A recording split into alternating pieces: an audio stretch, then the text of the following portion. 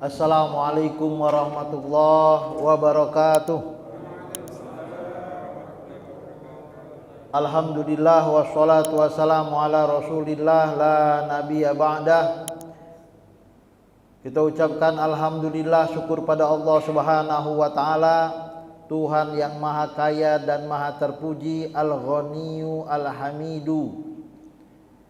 Dialah yang kita sembah dan dialah yang kita minta pertolongan kepadanya. Allahus Somad, lam yalid walam yulad walam yakul lahu kufuwan ahad. Shalawat dan salam kita sampaikan kepada Nabi Muhammad sallallahu alaihi wasallam, uswatun kita, teladan kita bagaimana menyembah Allah Subhanahu wa taala, bagaimana menjadi manusia yang dicukupkan oleh Allah, dan bagaimana menjadi manusia yang dipuji oleh Allah dan manusia. Allahumma sholli wa sallim wa barik alaih. Terima kasih kepada Bapak Ibu yang telah hadir. Terima kasih kepada BKM Masjid Al-Muhajirin. Moga-moga kajian kita menambah iman dan membuat kita manusia mulia dan terpuji di mata Allah dan di mata manusia. Amin amin ya rabbal alamin. Bapak Ibu yang dirahmati Allah, masih dalam surat Fatir, surah fitrah. Jadi Allah lah yang memfitrahkan kepada kita, semua manusia ingin dipuji, semua manusia tak ingin dicaci, semua manusia ingin hidupnya berkecukupan, semua manusia tak ingin hidupnya di bawah garis kemiskinan. Inilah dia fitrah, sesuai dengan nama surat kita yang masih kita bahas hari ini, yaitu surat Fatir. Allah lah yang memfitrahkan, dan luar biasa untuk mendapatkan fitrah-fitrah ini tetaplah bermohon, meminta kepada Allah Subhanahu wa taala. Bapak Ibu yang dirahmati Allah, ada 3 ayat yang kita bahas dengan 3 kesimpulan. Hanya Allah yang maha kaya dan terpuji, tidak profesional akan digantikan. Jadi diantara kita menjadi manusia terpuji, maka apapun tugas yang diberikan Allah, apapun tugas yang diberikan oleh sesama manusia, lakukanlah itu sebaik mungkin, seprofesional mungkin. Karena apa? Pergantian itu mudah bagi Allah Subhanahu wa ta'ala. Untuk lebih jelas ayat yang akan kita bahas hari ini, kita sama-sama membaca firman Allah surat Fatir ayat 15 sampai dengan 17. Kita mulakan dengan ta'awuz. A'udzu billahi minasyaitonir rajim. Bismillahirrahmanirrahim. Ya ayyuhan nasu antumul fuqara'u ilallah wallahu huwal ghaniyyul hamid. In yasha yuzhibkum wa ya'ti bi khalqin jadid wa ma dzalika 'alallahi bi'aziz. Shadaqallahul azim. Ayat yang kita bahas ini terkait dengan ayat sebelumnya yang menggambarkan 6 segi kekuasaan Allah. Sehingga kenapa Allah terpuji, kenapa Allah maha kaya, Al-Ghani, tidak memerlukan hambanya, karena Allah maha kuasa. Ya, dengan gambaran 6 bahwa Allah maha kuasa menghidupkan kita, mematikan kita, dan menghidupkan kita kembali. Wa ilaihin nusyur. Dan yang kedua, kemuliaan itu bersumber dari Allah 100%. Falillahil izzatu jami'a. Ada 4 kiat dalam mewujudkan izzah, kemuliaan bermartabat. Pertama, minta dari Allah. Kemudian al-kalimut thayyib, kata-kata mulia, kata-kata positif, tutur kata yang baik. Puncaknya la ilaha illallah atau zikir. wal amalu sholihu yarfa'uh. Yang berikutnya adalah memperbanyak amal soleh, dan yang ketiga dan yang keempat makrus sayyi, jangan lakukan tindakan-tindakan yang merusak. Berikutnya, bagaimana kuasa Allah Subhanahu wa taala yang tercermin di alam semesta ini. Ajal kematian manusia telah ditulis di kitabin, di kitab di sini maksudnya di lauhim mahfuz. Semua fasilitas hidup harus sampai pada titik bersyukur kepada Allah sang pencipta. Yang kelima, pencipta alam ini Allah Tuhan yang Maha Esa tanpa sekutu. Dan yang terakhir, pertemuan kita yang lalu, selain Allah tidak dapat mengabulkan doa. Maka Allah Subhanahu wa taala mengatakan sekali lagi kepada kita yang berstatus manusia, Bapak, Ibu dan saya, ya ayyuhan nas, wahai manusia yang beriman ataupun yang tidak beriman, yang kafir, yang musyrik, munafik, ateis, apapun dia, selama dia manusia Allah panggil. Kenapa dipanggil Allah? Karena Allah sayang. Yang pertama, Allah sayang.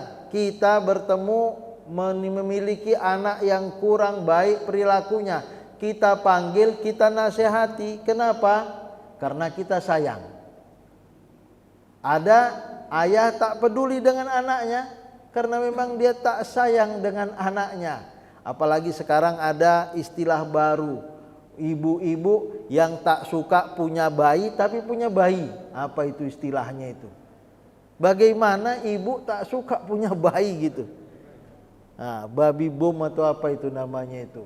Yang penting dia tak mau punya anak. Ini musibah. Maka Allah Subhanahu wa taala sang pencipta pun dia menciptakan, dia sayang dengan hasil ciptaannya.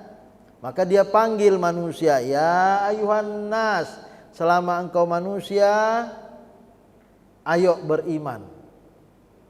Karena tiada Tuhan yang lebih kaya daripada Allah. Karena memang tiada Tuhan selain Allah. Wahai manusia, berikutnya sayangi dirimu. Ya kan? Aku sayang padamu, kau sayangi dirimu. Ada manusia yang tak sayang dengan dirinya. Dia merasa bahwa selain Allah bisa membahagiakan hidupnya. Tapi itu rupanya kesenangan semu. Tak memiliki tujuan hidup, no purpose kata orang sekarang. Dia mungkin pura-pura bahagia, tapi tak akan bahagia kalau tak bertuhan. Maka Allah Subhanahu wa taala hari ini memanggil kita dengan penuh cinta dan kasih sayang. Antumul fuqara'u ilallah. Kita semua sangat memerlukan Allah. Kita semua fakir di hadapan Allah, tak terkecuali. Yang maha kaya di dunia ini makhluk apapun itu, yang maha miskin di dunia ini makhluk apapun itu, tetap sama-sama memerlukan Allah. Nabi Musa memerlukan Allah, Qarun pun yang kaya itu memerlukan Allah, Fir'aun pun raja di raja itu memerlukan Allah, Haman pembisik perdana menteri Fir'aun pun memerlukan Allah. Nabi Ibrahim memerlukan Allah, Namrud juga memerlukan Allah, Abu Jahal, Abu Lahab memerlukan Allah, Nabi Muhammad memerlukan Allah. Kita hari ini juga memerlukan Allah. Antumul fuqara'u ilallah. Ini bukan ngancam, ini bukan intimidasi, ini bukan tahdid, ancaman dalam bahasa Arab, tapi ini bagian dari kasih sayang Allah.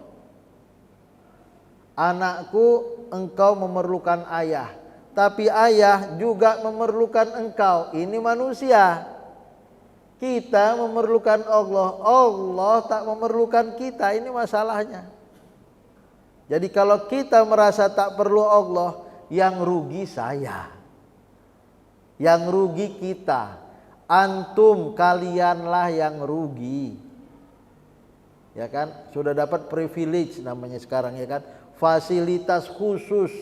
Kalau kita dekat dengan Allah, Allah akan beri kasih sayangnya. Allah beri fasilitas yang luar biasa. Kita nggak ambil itu. Yang rugi siapa? Ya saya. Fuqara. Kapan kita memerlukan Allah? Dalam hidup kita takkan lepas manusia dari Allah Subhanahu wa taala. Dalam suasana senang kita ucapkan alhamdulillah karena kita tahu kebahagiaan, kesenangan yang kita raih bersumber dari Allah. Dalam keadaan duka kita ucapkan alhamdulillah karena kita tahu duka, nestapa, musibah, bencana ini tidak lepas dari takdir Allah yang terbaik bagi kita. Tetap alhamdulillah karena kita perlu dengan Allah. Kalau kita ngedumel, marah-marah, tidak akan menyelesaikan masalah dan masalah itu akan bertambah. Tapi kalau kita bersyukur atas masalah musibah, Allah selesaikan masalah dan kita mendapatkan pahala. Antumul fuqara'u ilallah. Bapak Ibu yang dirahmati Allah, sebenarnya Allah bisa mengatakan wa huwal azizul hamid tanpa ada kata-kata wallah. Ya kan? Kan sudah ada disebutkan ilallah. Biasanya kalau sudah ada nama, maka berita berikutnya cukup dengan kata ganti, ya kan? Seharusnya cukup dan dia. Tapi ini tidak, wallahu. Jadi ada ilallahi wallahu. Untuk menegaskan sekali lagi, hanya kepada Allah kalian meminta dan hanya kepada Allah kalian mohon pertolongan. Hanya kepada Allah kalian menyembah. Iyyaka na'budu wa iyyaka nasta'in, atau dalam surat Al-Ikhlas disebut Allahus Shomad. Maka di sini Allah mengatakan 2 kali Allah, Allah. Supaya apa? Supaya jangan berpikir kita bisa selesai masalah ini dengan melupakan Allah. Tidak. Kita bisa hidup di dunia ini tanpa Tuhan. Tidak. Gak akan bisa. Permasalahan kecil, permasalahan besar, dengan Allah hati damai. Ala bizikrillahi tatmainnul qulub. Dengan berzikir hati damai. Zikir di sini ingat Allah. Wallahu huwa, hanya Allah satu-satunya. Jadi huwa di sini domir munfasil, sebenarnya nggak perlu. Wallahu ghaniyun hamidun, bisa. Allah mubtada, ghaniyun hamidun khobar. Tapi kenapa pakai huwa domir munfasil di sini? Untuk menegaskan hanya dia dan tidak ada yang lain. Itulah dia kenapa pakai huwa. Kalau bahasa Arab kita huwa ini karena apa? Karena kita terkontaminasi dengan bahasa Indonesia. Tapi huwa dalam bahasa Arab ini adalah pengkhususan. Huwa Allah dan hanya dia, tidak ada lain selain dia. Al-Ghaniyu. Kenapa pakai alif lam? Lil ahdi, merujuk hanya untuk Allah. Al-Hamidu, lil ahdi, bukan lil jinsi, bukan untuk semuanya. Jadi yang maha kaya hanya Allah, yang tak memerlukan sesuatu hanya Allah, yang maha terpuji hanya Allah. Apa pesan moral, apa pesan inspirasi di sini? Mintalah semuanya dari Allah. Harta yang membuat kita bisa bekerja, memenuhi kebutuhan hidup kita, atau bagaimana kita menjadi manusia terpuji di dunia dan terpuji juga di akhirat, mintalah kepada Allah yang maha kaya dan maha terpuji. Bapak Ibu yang dirahmati Allah, ini menjadi pesan bahwa Islam adalah agama yang membolehkan umatnya untuk menjadi manusia yang memiliki harta benda, kekayaan. Karena ada pemahaman bahwa Islam ini adalah agamanya orang yang tak berpunya.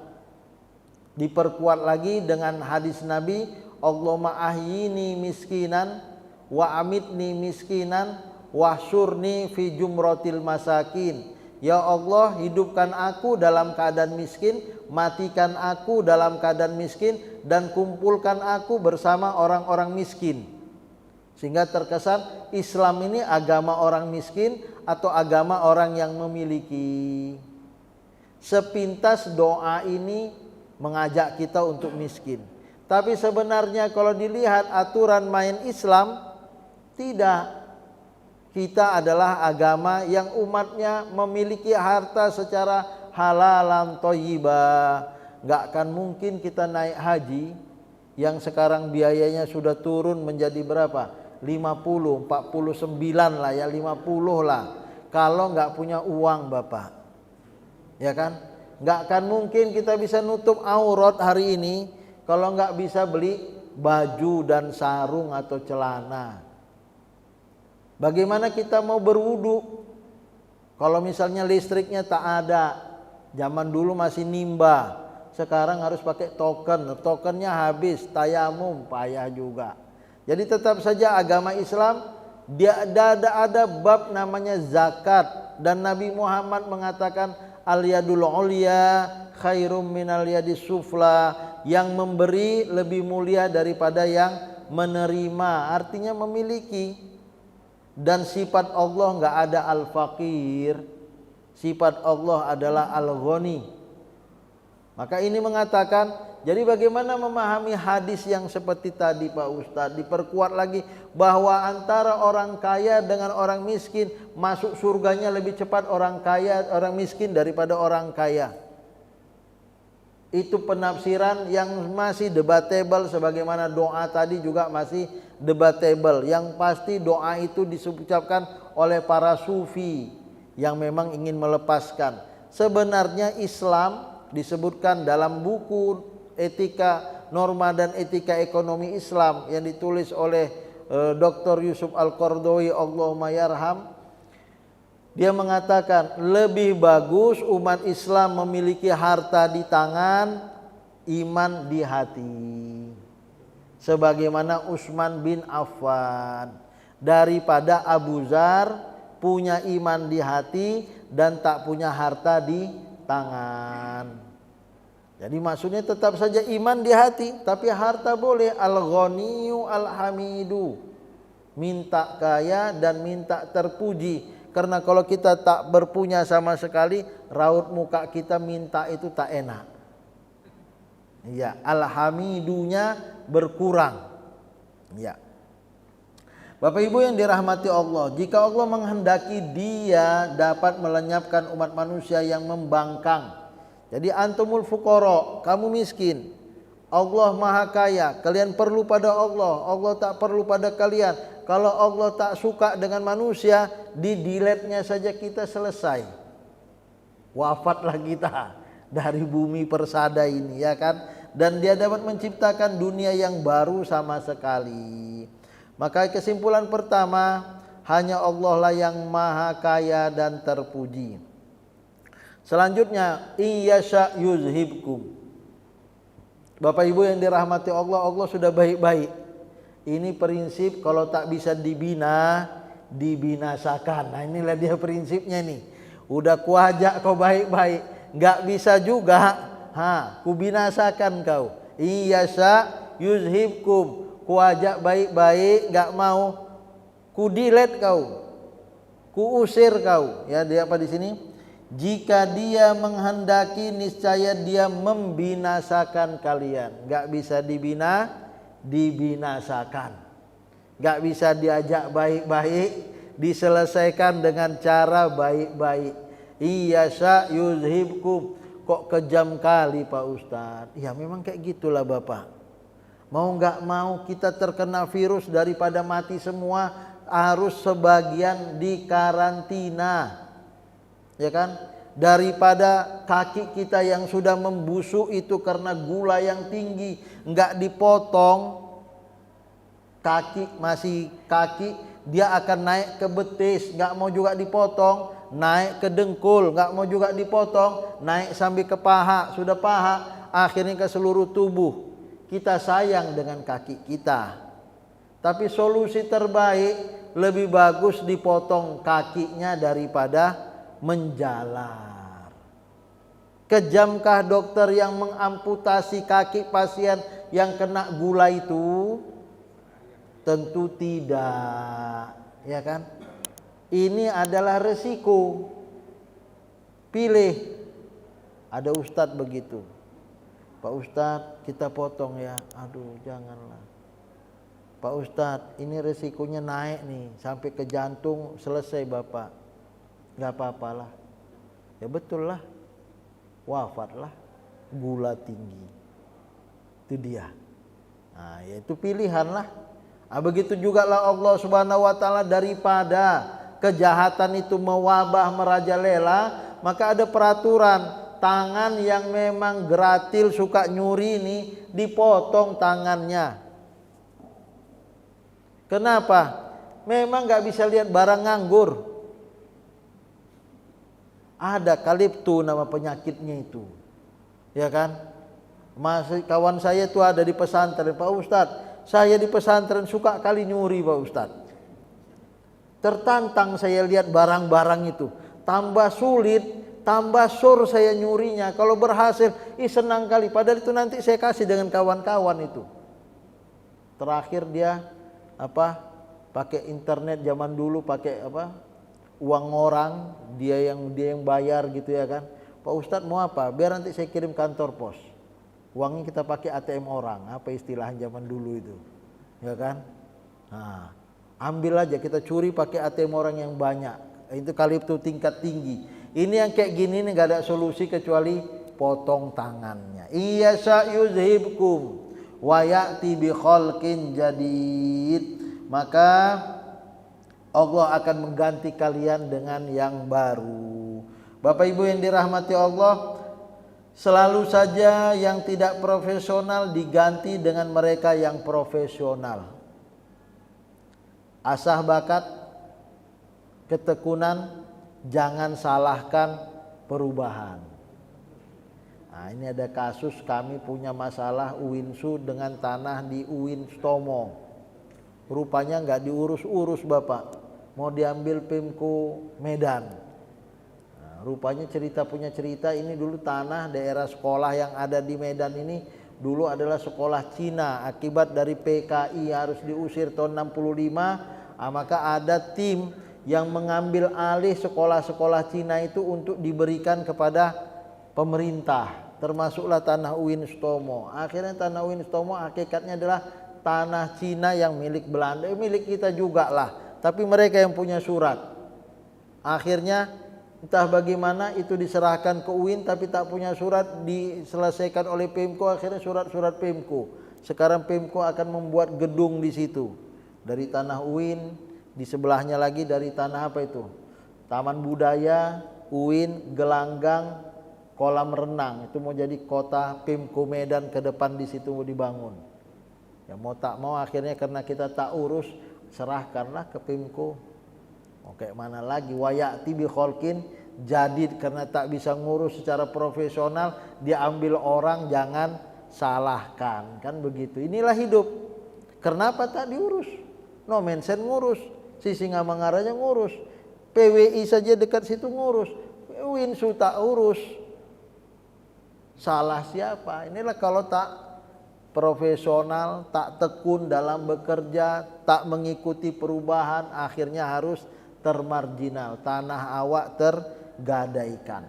Maka Bapak Ibu yang dirahmati Allah, tidak profesional akan digantikan. Jadi bagaimana supaya kita profesional berdasarkan surat Fatir ayat 10 yang sebelumnya? Jadilah profesional, minta kepada Allah, ya. Mangkana yuridul izzah, barang siapa yang ingin bermartabat, ingin mulia, kerja secara profesional, minta kepada Allah. Falillahil izzatu jami'a, yang sudah kita bahas kemarin.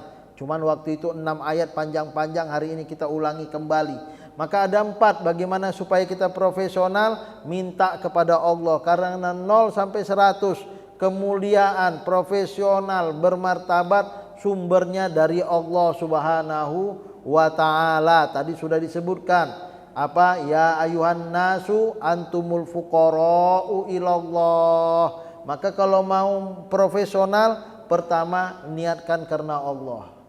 Kenapa enggak tuntas? Kadang-kadang salah niat. Kita doakan Pak Akmal akan jadi rektor di UINSU, ya kan. Nah, sejauh mana profesionalnya, pertama dan utama serahkan dan nawaitunya lillahi ta'ala. Nah, kalau memang kita menjemput takdir, kalau ditakdirkan jadi, tapi nggak usah main cara-cara yang tak bagus, karena itu akan menjadi beban jabatan berikutnya. Yang kedua, bagaimana supaya profesional? Ilaihi yas'adul kalimut thayyib. Ucapkan ucapan yang positif.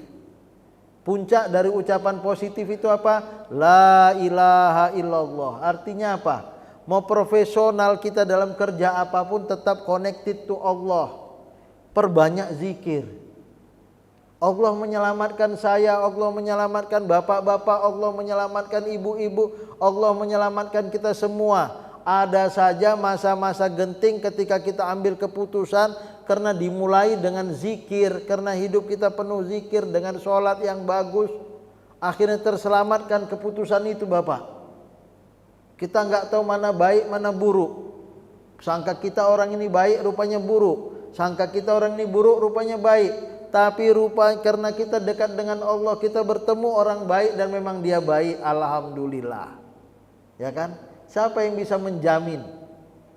Muka sama, rambut bisa hitam, bisa putih, tapi yang dibalik dari otak itu nggak ada yang tahu Bapak. Maka tidak ada alasan kecuali dekat dengan Allah, dan kitalah menjadi orang baik dengan lisan kita yang terus berzikir, berpikir positif dengan mengungkapkan ungkapan-ungkapan yang baik. Al kalimut thayyibu di sini disebutkan dengan zikir atau kalimatut tauhid atau semua perkataan yang baik diucapkan karena Allah. Bagaimana supaya kita profesional? Yang ketiga, al amalu sholihu yarfa'u. Niat kerja untuk beramal soleh. Saya dengar Mahfud MD ketika diangkat Gus Dur menjadi Menteri Pertahanan, ditanya, Gus, saya nggak punya latar belakang Menteri Pertahanan loh. Iya, saya jadi presiden pun nggak ada latar belakang jadi presiden loh, katanya. Hah? Kok tanya lah dengan Pangdam atau tanya dengan Panglima? Apa beda Menteri Pertahanan dan Menteri apa dengan Pangdam atau Panglima itu, katanya, ya kan? Artinya apa? Kalau niat kita baik dan kita mau beramal soleh, bisa itu dipelajari, katanya. Kalau punya niat baik, ya, kalau punya niat baik. Tapi kalau nggak punya niat baik, ya nggak akan ada manusia terlahir sebelumnya sudah pernah jadi presiden, ya kan? Nggak punya pengalaman dia menjadi rektor, ya harus jadi rektor dulu lah baru punya pengalaman, ya kan? Yang namanya jabatan itu masih bisa dipelajari menjadi profesional. Yang paling penting apa supaya tetap profesional? Amal soleh, niatnya untuk beramal, menebarkan kebaikan. Dan yang keempat, apa yang paling penting di sini? Wallazina yamkuruna sayyiati lahum azabun syadid. Jangan pernah punya niat jahat lah, ya kan? Maka kita dikasih tahu, Pak Prof sudah pengalaman, ya kan? Alhamdulillah jadi guru besar itu sudah bagus lah rezekinya. Nggak menjabat pun nggak apa-apa. Tapi kalau menjabat dengan guru besar untuk ngakali janganlah. Untuk ngerusak janganlah. Jabatan apapun di tempat manapun. Kata Allah Subhanahu wa taala, kalau kau punya niat ngerusak, kau tersiksa di dunia. Azabun syadidun. Nakiroh, bisa dari mana saja siksaan itu datang. Dan di akhirat siksamu pedih loh. Dan itu tidak selesai di dunia, berlanjut di akhirat karena kau merusak. Ada 30.000 mahasiswa UINSU, ada 30.000 mahasiswa di USU. Kemudian kita menjadi pemimpin di situ ugal-ugalan. Apa enggak merusak itu? Ya kan? Azabun syadidun, malu alma mater. Ini contoh kalau di kampus. Begitu juga dimanapun jabatan yang kita ambil. Maka supaya tetap profesional, lakukan 4 hal ini. Minimal nomor 4, janganlah ya. Jangan jadi perusak. Wa makru ulaika huwa yabur. Siapapun yang ingin merusak akan hancur sendiri. Akhirnya Fir'aun hancur. Namrud hancur. Qarun habis sia-sia hartanya. Abu Lahab hartanya habis, masuk neraka. Fi jidiha hablum mim masad. Ini adalah fakta sejarah. Maka kata Allah di ayat terakhir yang menegaskan bagi Allah mengganti kalian bi khalqin jadid itu mudah. Maka Allah Subhanahu wa taala mengatakan wa ma zalika 'alallahi bi'aziz. Kalau tidak profesional, tidak melakukan 4 hal itu, maka kalian digantikan oleh orang-orang yang profesional. Dan fakta kita lihat, belum habis masa jabatan tergantikan. Ya kan? Di tempat yang lain boleh jadi begitu. Wa ma zalika 'alallahi bi'aziz. Yang demikian itu, yang tak profesional tergantikan itu tidak sulit bagi Allah. Dalam hal apapun, dimanapun dan kapanpun, tetap tentu saja 4 hal ini menjadi penting. Tambah asah lah. Jangan konsisten di tempat yang ada, upgrade lah, gitu ya kan. Di upgrade, bagaimana supaya yang baik ditingkatkan lagi, lebih maksimal lagi, lebih baik lagi. Tafsir Inspirasi berusaha untuk bisa berbahasa Inggris, tapi saya belum bisa fasih berbahasa Inggris. Harapannya suatu ketika Ramadan berdakwah di negara yang berbahasa Inggris, gitu ya kan. Supaya apa? Karena memang dunia memerlukan Islam loh. Demografi kita yang bonus berlebih ini, tidak ada solusi kecuali umat Islam harus berdakwah ke seluruh dunia. Berbahasa Inggris menjadi kebutuhan. Untuk itu kami bangun sekolah SD berbahasa Inggris dan Arab itu. Harus anak-anak SD bisa berbahasa Inggris dan Arab, walaupun pemerintah mewajibkannya di kelas 3. Tapi kita mewajibkannya di kelas 1 supaya apa? Tidak ada solusi bagi bangsa Indonesia yang besar ini kecuali bisa berbahasa asing. India kenapa bisa mengejar Cina dalam pertumbuhan ekonominya? Karena bahasa Inggris India itu boleh lah ya. Ya kan, terkenal bahasa Inggris India itu. Sampai disebutkan tidak ada bahasa Inggris terbaik di dunia ini kecuali orang India. Kalah orang Inggrisnya. Nah, itulah dia. Kenapa? Karena memang anak-anak dididik dari kecil bahasa Inggris. Dan ini supaya kita tidak tergerus. Bagaimana bonus demografi ini tidak tersingkirkan. Dan ini adalah sunnatullah, aturan main Allah yang tak profesional. Akhirnya tak profesional, tak ada yang bisa dikerjakan, nganggur, pikiran kotor, nyuri, narkoba. Nauzubillah min zalik. Kampung kami banyak narkobanya. Ada Arifin Shah buat sekolah juga, karena narkoba juga ditembung. Nah, inilah solusi yang bisa kita berikan, kontribusi yang bisa kita lakukan demi ya minimal kelas kampung lah dulu ya kan. Nah, kelas kampung, nanti kelas kota, akhirnya memberi pencerahan bagi dunia. Bapak Ibu yang dirahmati Allah, bagi manusia yang ingin maju keluar dari kotak nyaman adalah tidak sulit. Kalau mau maju tidak sulit. Saya tanya dengan orang, Pak gimana bangun sekolah? Pak Ustadz mudah, asal sudah terbit sabit, bulan sabit, purnama itu tinggal nunggu waktu katanya. Nah, saya bagus tuh dengar cocok itu. Artinya kalau sudah dimulai, jadinya itu tinggal nunggu waktu. Jadi prinsipnya mulailah. Nah, sudah ada mulai, udah bagus lah itu. Tapi kalau masih cakap-cakap saja, gak akan jadi itu. Gak akan jadi. Inilah dia. Maka manusia yang ingin maju keluar dari kotak nyaman adalah tidak sulit demi kebaikan diri. Ya. Allah telah mendukungmu dalam iman. Kembali kepada nawaitu tadi, dukung dalam iman. Maka kesimpulan terakhir dalam tausiah kita yang singkat ini, 3 ayat ini, semua mudah bagi Allah. Semua mudah bagi Allah. Apa mudah bagi Allah di sini? Kembali ke ayat pertama, mudah bagi Allah untuk membuat kita tercukupi segala kebutuhan kita. Mudah bagi Allah supaya kita menjadi manusia yang mulia dan dimuliakan oleh Allah Subhanahu wa taala. Mudah bagi kita menjadi manusia yang profesional di bidang kita masing-masing. Inilah dia 3 hal. Dengan demikian dapat kita ambil kesimpulan, hanya Allah lah yang maha kaya dan maha terpuji. Wallahu huwal ghaniyul hamid. Hanya Allah yang maha kaya dan terpuji. 2, tidak profesional akan tergantikan bi khalqin jadid, dengan makhluk yang lain.